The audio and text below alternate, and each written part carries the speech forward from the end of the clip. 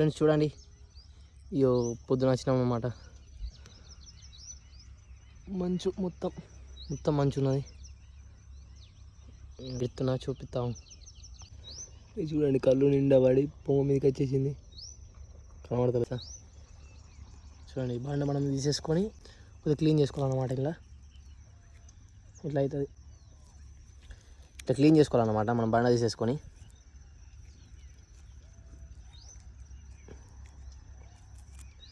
రోజు ఇట్లా తీసేయాలి, లేకపోతే మళ్ళీ పురుగులు తయారై చచ్చిపోతుంది అన్నట్టు చెట్టు. ఇట్లా ఊడిచేసి ఇట్లా తీసేసుకోవాలన్నమాట.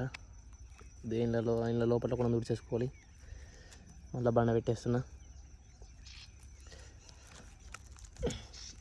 పురుగులు ఎవరకుంటారన్నమాట.